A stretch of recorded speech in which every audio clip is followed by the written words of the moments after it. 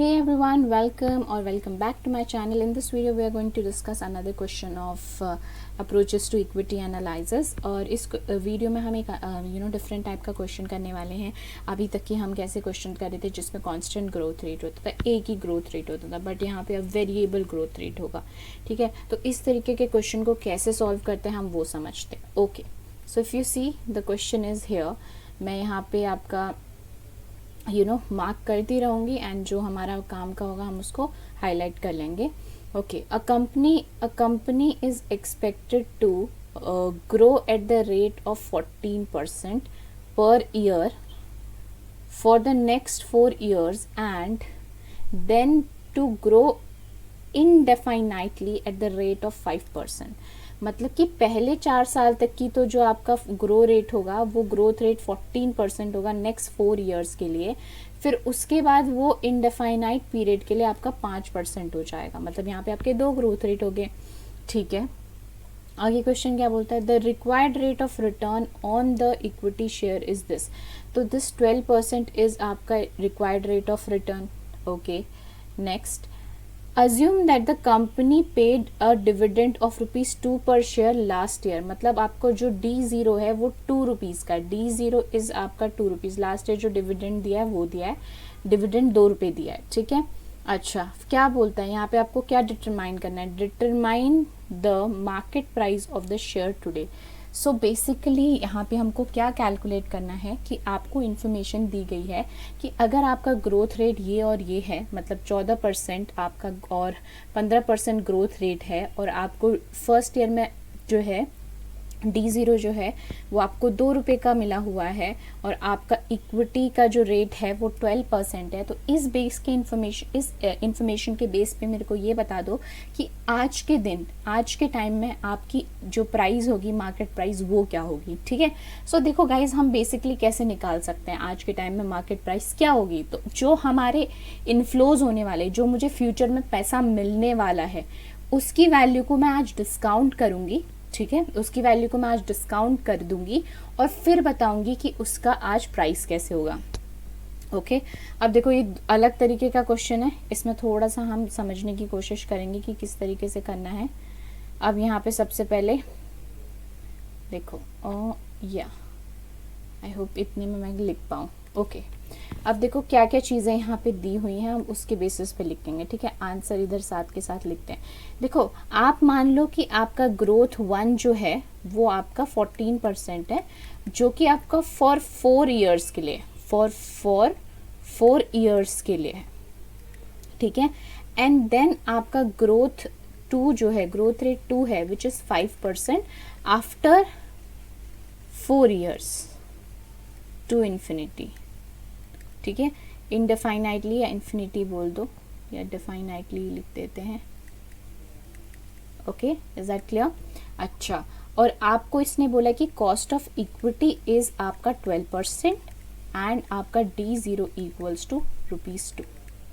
यहाँ तक आपको बात समझ में आती है, यहाँ तक की क्लियर है. चलो, अब देखो इसके लिए ना मैं आपको एक टेबल बना के दिखाती हूँ, आपको उससे ज़्यादा अच्छे से समझ आएगा. ये देखो, अब मुझे सबसे पहले बताओ, मैं अगर देखूँ यहाँ पे सबसे पहले ईयर्स लिखेंगे. मुझे बताओ ये आपका ग्रोथ रेट 4% 4 साल के लिए, यानी 1 2 3 4. ठीक है, इज दैट क्लियर. अब यहाँ पे आप लिखोगे कैश इनफ्लो. कैश इनफ्लो मतलब आपको कितना पैसा मिलेगा 4 साल तक की. तो यानी कि अगर आप देखोगे तो आपको D0 जो है वो दिया है 2 रुपये. तो फर्स्ट ईयर में आपको कितना मिलेगा, इस 2 रुपये पे 14% लग के मिलेगा. Means what I mean to say is कि आप जो D1 निकालते हो वो कैसे निकालते हो, D0 1 प्लस ग्रोथ. तो वही चीज़ मेरे को यहाँ पे करनी है. मीन्स 2 1 प्लस 14% यानी 0.14. बताओ कितना आपको मिलेगा फर्स्ट ईयर में कैश का फ्लो. मैं यहाँ पे कैलकुलेटर लेके आ जाती हूँ. ओके, सो टेल मी, आपका हो गया 1.14 इंटू 2, कितना आया 2.28. नेक्स्ट ईयर में मुझे 2.28 का 14% मिलेगा, उस पर 14% ऐड होके मिलेगा. सो बताइए नेक्स्ट ईयर में कितना होगा. 2.28 को इंटू किससे कर दूँ, 1 0.14 से। Am I clear? मेरे को ये नेक्स्ट में मिलेगा, मैं 2 पॉइंट तक की ले लेती हूँ, ठीक है।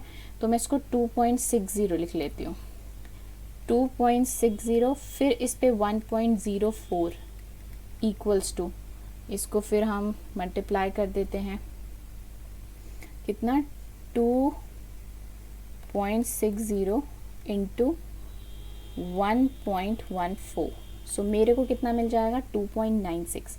तो 2.96 मिला, और चौथे साल का मुझे डिविडेंड क्या मिलेगा, 2.96 एंड 1 प्लस 0.14 इक्वल्स टू, तो 2.96 इंटू 1.14 इक्वल्स टू, तो ये दिस इज़ योर 3.37 लिखूँ या क्या लिखूँ, हाँ 7 लिखते हैं क्योंकि 4 है ना उसके बाद, ठीक है। यहाँ तक समझ में आए? यानी कि फर्स्ट ईयर आपको इतना डिविडेंड मिलेगा, सेकेंड ईयर इतना डिविडेंड मिलेगा, थर्ड ईयर इतना डिविडेंड मिलेगा, फोर्थ ईयर इतना डिविडेंड मिलेगा। ये आपके कैश इनफ्लो है।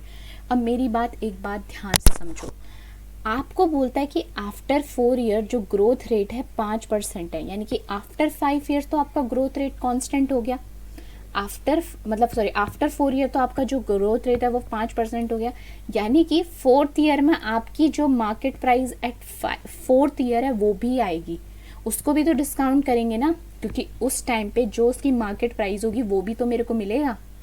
M I clear? आपको बात समझ में आ रही है?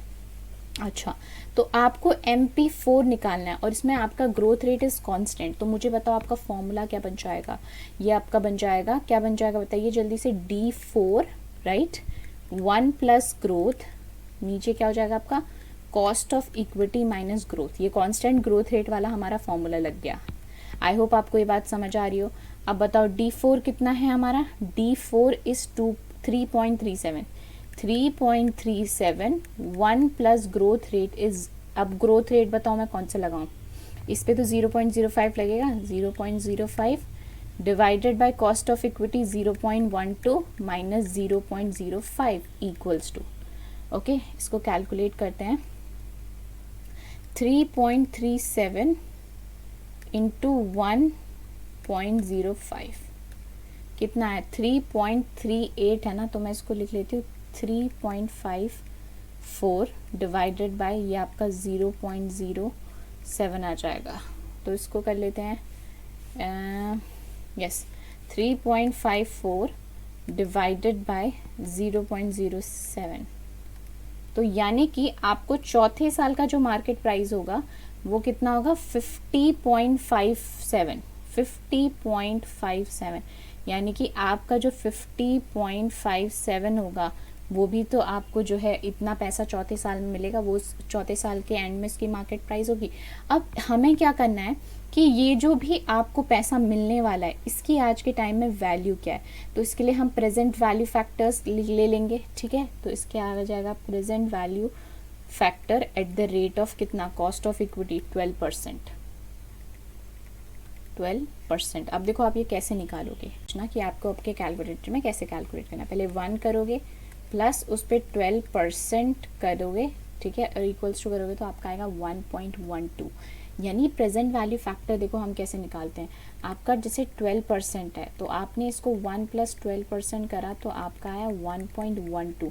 अब आप क्या करोगे, इसका प्रेजेंट वैल्यू फैक्टर निकालने के लिए 1 कैलकुलेटर में लिखोगे and divided by 1.12 equals to करोगे तो फर्स्ट ईयर का आएगा, फिर दोबारा से इक्वल्स टू करोगे सेकेंड ईयर का आएगा, फिर दोबारा से इक्वल्स टू करोगे थर्ड ईयर का आएगा, फिर दोबारा से इक्वल्स टू करोगे फोर्थ ईयर का आएगा प्रेजेंट वैल्यू फैक्टर। आपको करके भी दिखाती हूँ, देखो 1.12 आया, मेरे को पता चल गया, ठीक है। अब देखो मैं क्या करूँगी, 1 divided by 1.12 present value factor आपका ये आएगा, पर मैं सिर्फ यहाँ पे 3 डिजिट लूँगी, ठीक है।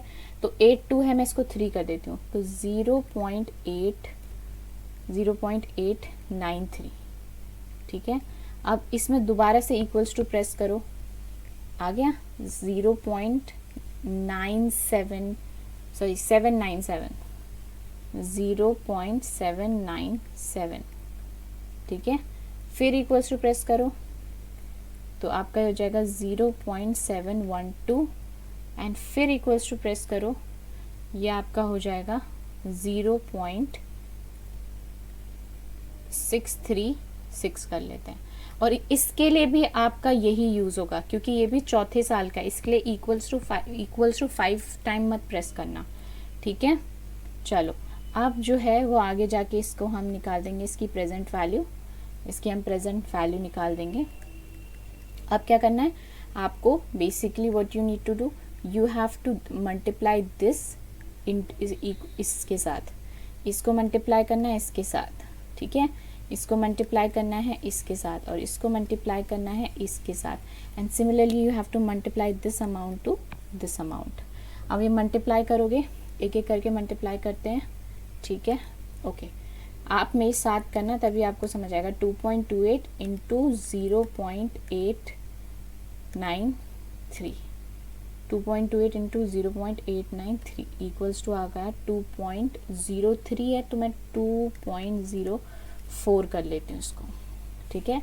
Then 2.60 into 0.797 equals to